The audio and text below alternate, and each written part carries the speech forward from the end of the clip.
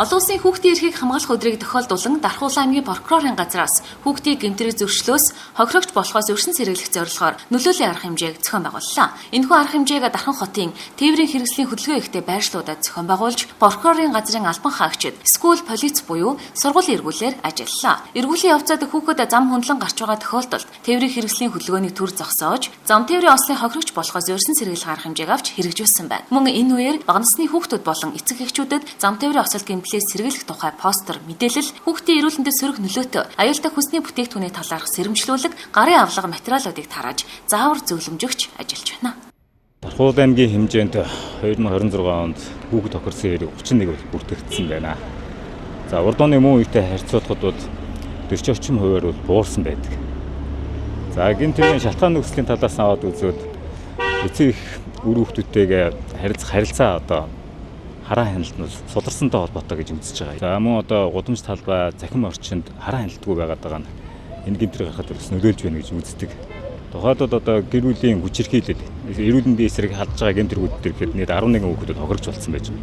За мөн билгийн одоо алдчихгүй байдлын зөрчсөн гэмтрэгт бол 6 хүүхэд хохирчоор тогтоогдсон байна. Ер нь бол гэмтрэгээс урьдчилан сэргийлэх талаас бол хүүхэд хохирсээр буурж байгаа хэдий ч эцэг их томчууд бид одоо дараах зүйл дээр бас анхаарах зүйл байна. Тухайлбал одоо хараа хяналтыг сайжруулъя. Цахим орчинд хүүхдүүдийг одоо хараа хяналтгүй байлгадаг хязгаарлах. За ялангуяа цахим сүлжээнд одоо зохисгүй хэрэглэнүүд байна. Хяналтгүй контент дээр одоо буруу зуршлыг сурталчилсан гэдэг юм уу? Ийм асуудлууд ч бас гэмтрэг гарахад нөлөөлж байгааг үгүйсэхгүй байгаа.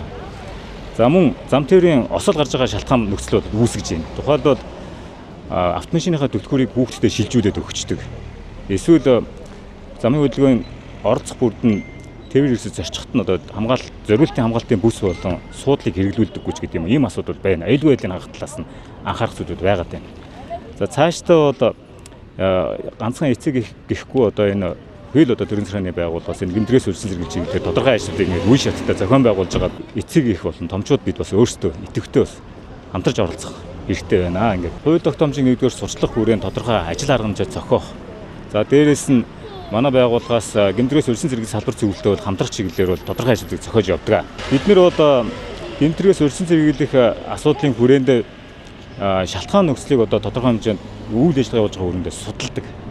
Энэ чиглэлээр төрийн захиргааны байгууллагуудад мэдээлэлүүд хүргэж ажиллаж байна. Ингээд хүүхдийн эрхийг хамгаалах одоо өдрийн мэндийг одоо та бүхэнд өргөж хүүхдийг одоо альва эрсдэл гэмт талаас хамгаалах чиглэлээр хамтарч ажиллая гэж уриалъя.